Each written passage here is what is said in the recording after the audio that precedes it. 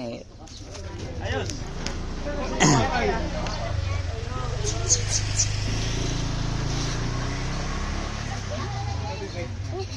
Naglaruan pa nito eh.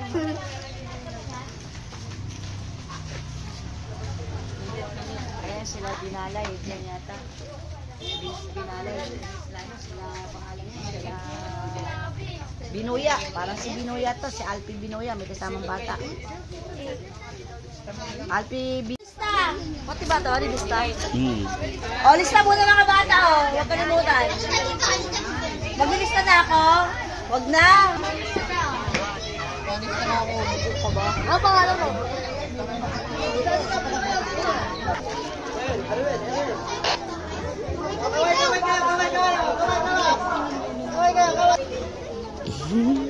Sa inyong mga bahay, papuntahin na po dito para mabigyan po ng masarap na almusal.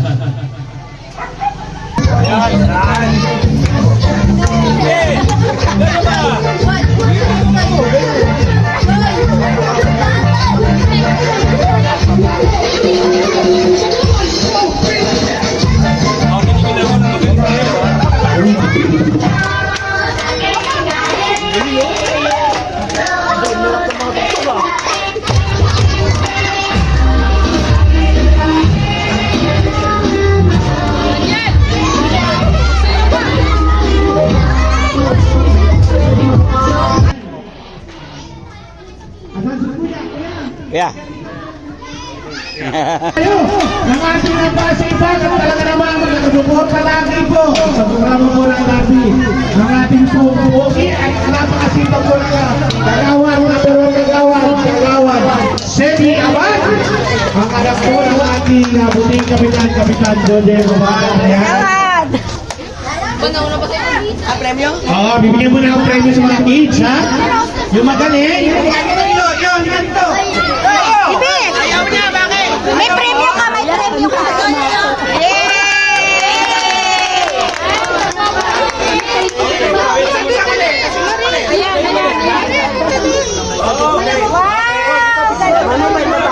Simula na po sa ating programa, pero bago po yan, lagi po tayo nagpapasalamat sa ating Panginoon. Bigyan po tayo ng isang nasalpor ng ating kaisang alma. Okay, iyo po natin ang ating mga ulo. Tayo ka na namin. Dakilang Ama, sa umagang ito, kami po ay nagpapasalamat sa paggabay mo po sa lahat po na nandito. Maraming salamat, Panginoon, sa buong LRB na sumusuporta, na patuloy pong sumusuporta, lalo na po sa aming kagawad Seti Abad, si Sir Sek, Edwin Misolas po, si Ma'am Zed Misolas, saka yung dalawa niya pong anak, si Ken, saka si Kuya Jam. Maraming salamat, Panginoon, sa pagparito nila sa umagang ito upang sumuporta po sa feeding program ng Kagawad Gitna LRB family po. Maraming salamat. Lord, i-bless mo po ang pagkain nito sa aming harapan ngayon. Naway magbigay po kalakasan sa bawat bata na naririto ngayon at lalong-lalo na po sa mga tao na naririto. Kami po patuloy na humihingi ng guidance at protection sa inyo, Panginoon.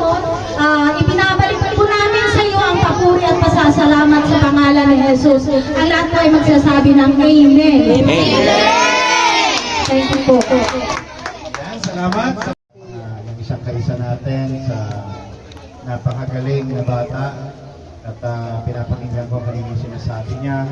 Ang sinasabi niya ay mag-enjoy lang kayo mga bata at mag-enjoy lang din kayo habang nag-aaral. Kasi yun ang importante, di ba?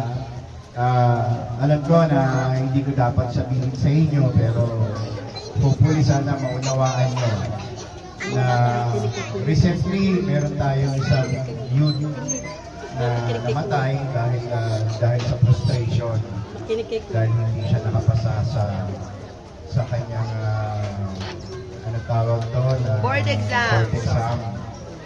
So magpupulisa na siya sa PNP, hindi siya nakapasa. So nagkaroon siya ng frustration hanggang sa sana maunawaan niyo sa nag-dictate yung bata. Ayoko mangyari ulit sana yun. Hopefully sana magabayan kayo ng mga magulang nyo ng tama, may paliwanag ng tama kung naman yung mga naging siguro hindi pagkakamali eh, di ba? Siguro dahil pagkukulang, di ba? Pagkukulang sa pag-aaral, kaya hindi niya naipasa. Pero huwag tayong tumigil doon, di ba? Bagkos maging hamon sa atin yun, sa inyong mga kabataan na mas lalo pang mag-aral, di ba? At mabuti. Dahil kayo, yung mga inaasahan, ang susunod na henerasyon, ng mga leader kabataan, ng leader ng ating barangay, dito sa Batasan. At hopefully sana, pagtanda namin pare-parehas ng mga kaisa, makita namin na isa sa inyo ay kagawad na, katulad ni Kuya Seti, di ba, na nagsimula lang sa leader kabataan, di ba, at naging kapitan yung iba, di ba? Para at least makita nyo kung ano mga ginawa ng mga magagaling na leader na nauna sa inyo. Ipagpatuloy nyo lang sana yung development ng ating barangay. Napakaganda na po ng ating barangay. Malayo na ang ating narating. Diba? Dito sa area na to, dito po ako halos lumaki. Kaya halos lahat po ng mga nakatira dito, halos kilala ko. Ayan, mula kila Ate Purin, Jerome, yan po yung mga veterano na rito. Diba? Kila Sagnit, kila Tate Eddie. So lahat po yan dito sa Senyorita. Diba? Sila Serlante. Almost matatagal na po rito yan. Dahil ako po ay lumaki sa Area A, dito lang sa Area A, sa court. So kaya halos lahat ng mga kabataan dito, halos kilala ko at kilala ako. Kailangan lang nating paigtingin yung respeto sa kapwa natin para i-respeto rin tayo. Diba? Kahit na hindi na tayo lumalapad sa mga area na yan, kapag ka lumapad tayo, nandun yung respeto sa atin. At napakalaki ng respeto ko sa pamilyang ito ng loyalty. Dahil dito ko nakita na hindi sila mga politiko, pero handa silang tumulong sa kapwa ng ating barangay. At tumutulong din sila sa ibang lugar kung kinakailangan.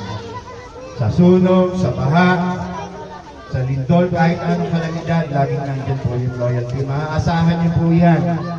Bilang advisor po ng loyalty at sa loyalty rin po ako almost nag-spend ng maraming panahon, lalo-lalo na po si Kuya Jam, na kung saan siya po yun talagang kasing takin nyo lang noon na presidente ng Loyalty Kids. Hanggang ngayon, nandyan pa rin si Kuya Jam at si Kuya Kiel.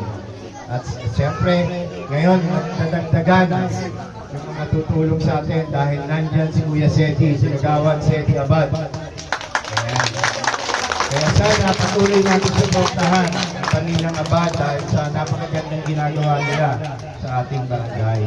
Mabuhay po kayo mga tiga-Senyorita. Maraming salamat po mga bata. Maraming salamat po sa ating barangay secretary, Sec Edwin Misolas. Pero yan, tawagin ko si Ate Sen upang ipakilala po sa atin ang ating bisita po ngayon.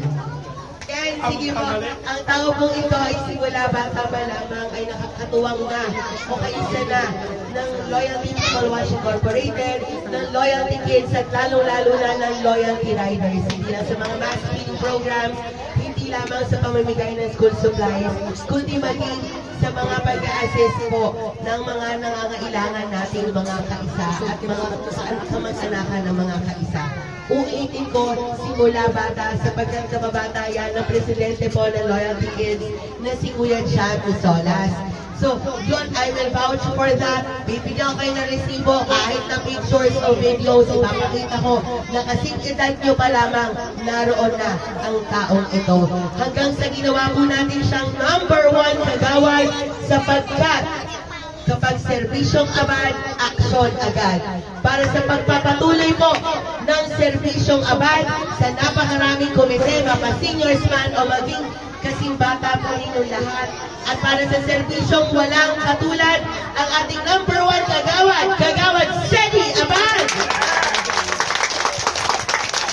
Thank you, Tita Sen. Good morning sa ating lahat po. Magandang umaga po sa inyong lahat. Binabati ko po ang lahat ng ating mga loyalty riders sa inyong president, kay Pres Joy Ramirez. Good morning po sa ating mahal na sekretary ng ating barangay, Sec Edwin Misolas, sa kanyang pamilya. Nandito ngayon, Ma'am Sen, sa kanilang mga anak, kay Kuya Kil at kay Kuya Jab. Misolas, magandang umaga po sa inyo lahat at sa ating mga kabataan na nandito ngayon. Maraming salamat po sa pagpunta. No? Gusto ko lang po magpasalamat sa ating NRB para sa ating programa ngayong umaga. No? Hindi na po tayo basta-basta bubusog. Meron pa tayong mga school supplies. Kaya sana magamit niyo po ito na maayos at lagi po tayo mag-aaral ng mabuti. Kaya mag-iingat po tayo palagi at masaya lang po tayo. Kaya na po magandang umaga at maraming salamat. Yan, maraming salamat sa ating napakasipag. At talaga namang natuwa po ng LRB, ang ating number 1 kagawan, Seti Abad. Yan. Sige, simulan na po tayo, Set. Set, press joy. Hello po! Hi! Hello! Gutom na kayo? Hindi na natin patatagalin. Magandang umaga po sa inyo lahat. Salamat po sa kagawad gitna, sa ating kay Quezon Millones. At maraming salamat sa lahat ng sumusuport. Higit sa lahat ng ating mga consultant at ang ating kagawad, Seti Abad. Talagang pinaunakan po ang ating edukasyon. Maraming salamat mga batang chikiting na loyalty. Soon to be, ha? Thank you po. Pakita pa usap ng konti doon para paano yung mga bata dito sa ano. Basis po. Wala ka tayo paluto kay San Silones. Wala naman sila. Doon yun, nagbibigay doon pa lang. Ayos.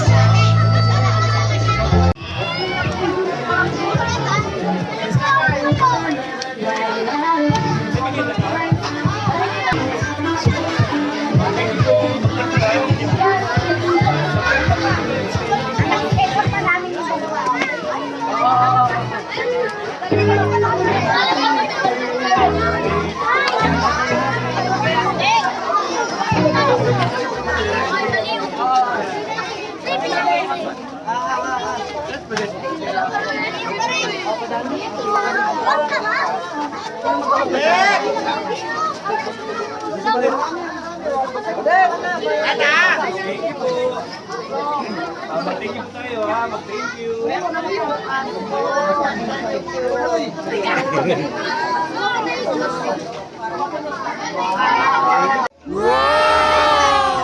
So, pas, meron. May pencil na. Oo, may pencil na din.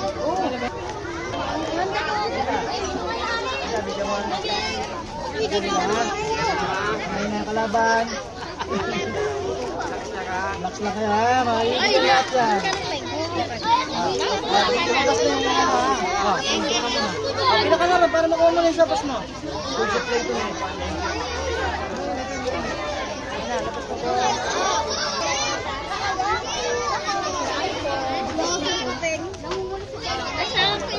Hoy!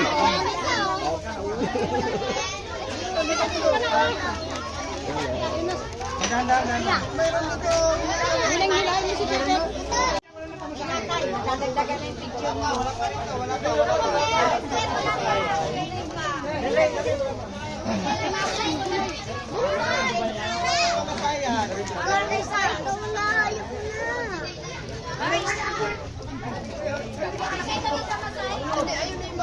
Hello. Hello.